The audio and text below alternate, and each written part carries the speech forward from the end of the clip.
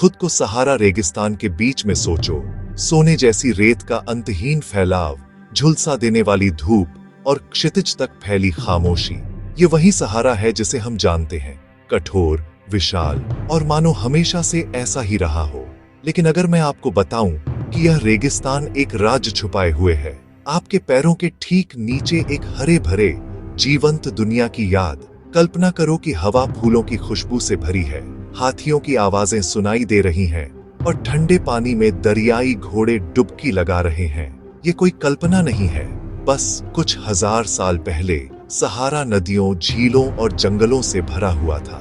जिराफों के झुंड बबूल के पेड़ों के बीच घूमते थे, मगरमच्छ नदी के किनारों पर धूप सेंकते थे और एक हरे स्वर्ग में जीवन फल फूल रहा था।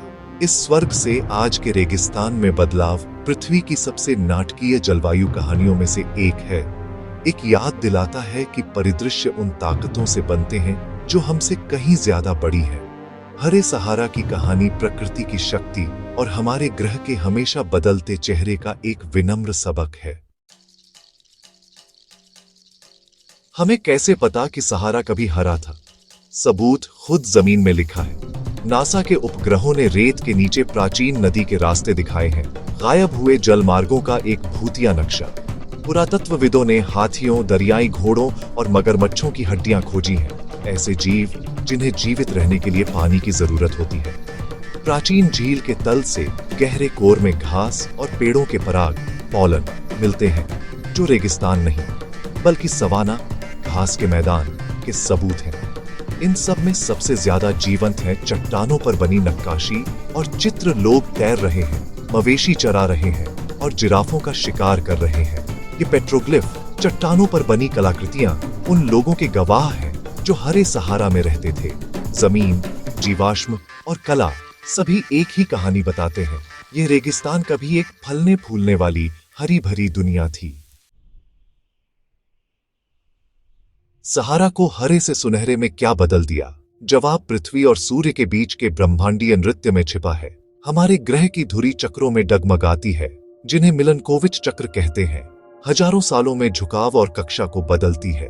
ये सूक्ष्म बदलाव इस बात को बदल देते हैं कि विभिन्न क्षेत्रों को कितनी धूप मिलती है, खासकर गर्मियों के दौरान। लगभग 11,000 साल पहले एक बड़े झुकाव ने उत्तरी गोलार्ध में गर्मियों की तेज धूप लाई, जिससे अफ्रीकी मानसून को शक्ति मिली।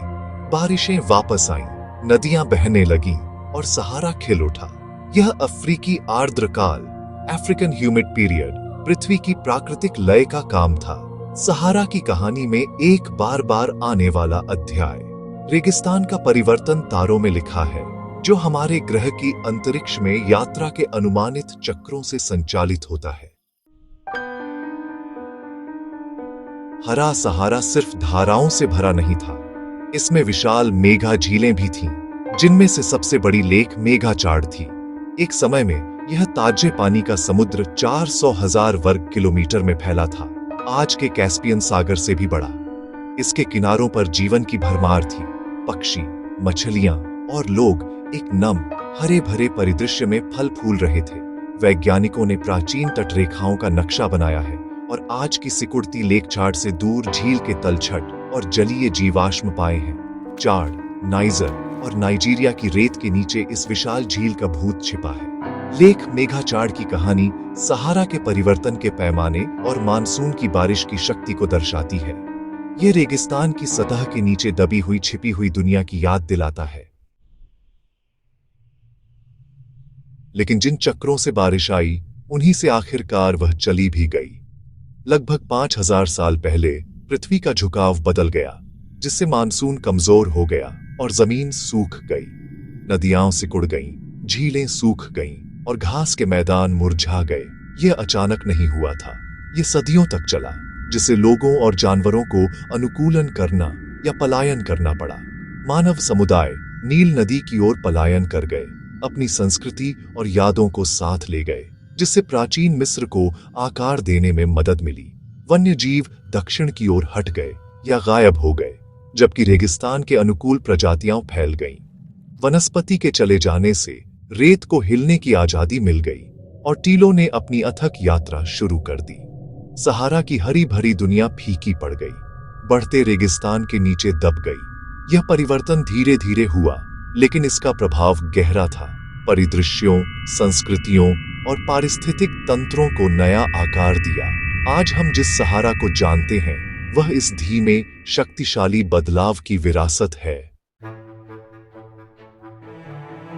सहारा की कहानी अनोखी नहीं है। पृथ्वी के सभी रेगिस्तानों ने हरे भरे दिन देखे हैं। भारत और पाकिस्तान का थार रेगिस्तान कभी तेज मानसून के तहत फला फूला, जिससे प्राचीन सभ्यताओं का पोषण हुआ। चिल्ली का अटाकामा, जो अब बिल्कुल सूखा है, में प्राचीन झीलों और अधिक गीले समय के प्रमाण मिलते हैं। दक्षिणी अफ्रीका का कालाहारी, जो एक सच्चा रेगिस्तान नहीं बल्कि अर्ध रेगिस्तान है, में कभी मकागदिका गड़ी जैसी विशाल झीलें थीं। ये रेगिस्तान हमें याद दिलाते हैं कि शुष्क परिदृश्य परिवर्तन के एक चक्र का सिर्फ एक चरण है। बदलती जलवायु, जो ग्रहों की लय और समुद्री धाराओं से संचालित होती है, ने इन क्षेत्रों को बार बार बदल दिया है। सबसे कठोर रेगिस्तान भी स्थायी नहीं है, वे पृथ्वी की अशांत कहानी के अध्याय हैं। सहारा का परिवर्तन दुनिया भर में गूंजता है, जो हमारे ग्रह की परिवर्तन की क्षमता का एक प्रमाण है। हरे सहारा का सबसे निजी प्रमाण उसके प्राचीन कलाकारों से आता है। पूरे रेगिस्तान में हजारों चट्टानों पर बनी नक्काशी और चित्र एक खोई हुई दुनिया को दिखाते हैं।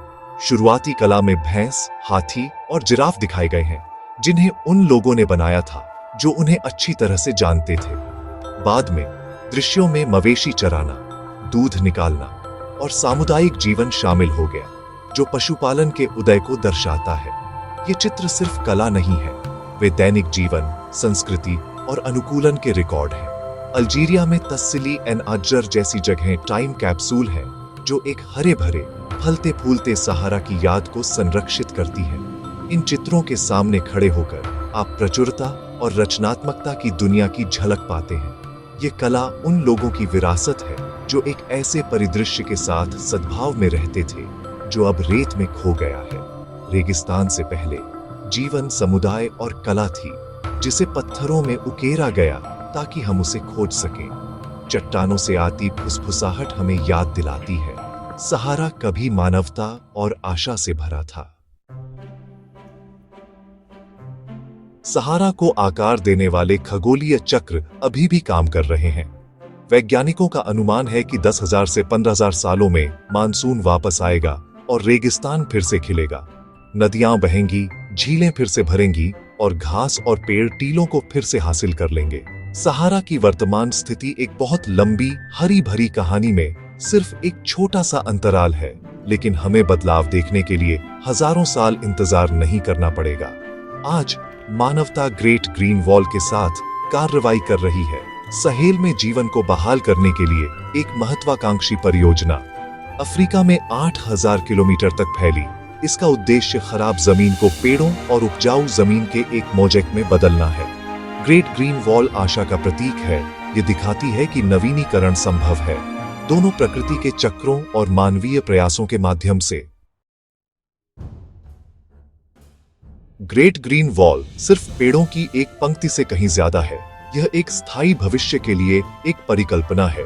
पारिस्थितिक तंत्रों और आजीविका को बहाल करके यह मरुस्थलीकरण का मुकाबला करता है और लाखों लोगों को आशा देता है। सेनेगल और इथियोपिया में बहाल की गई जमीन ने पानी, मिट्टी और नौकरियों में सुधार किया है, खासकर महिलाओं और युवाओं के लिए।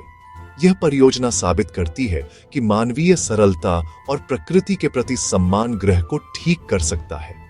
सहारा की कहानी हरे भरे अतीत से शुष्क वर्तमान और संभावित हरे भविष्य तक हमें प्रकृति के लचीलेपन की याद दिलाती है। हम एक गतिशील पृथ्वी का हिस्सा हैं, जो नुकसान और नवीनीकरण दोनों में सक्षम है। ग्रेट ग्रीन वॉल दिखाती है कि हम बहाली के लिए एक शक्ति बनना चुन सकते हैं। सहारा का सोया हुआ हरा दिल एक वादा है। कार्रवाई और आशा के साथ नवीनीकरण हमेशा संभव है।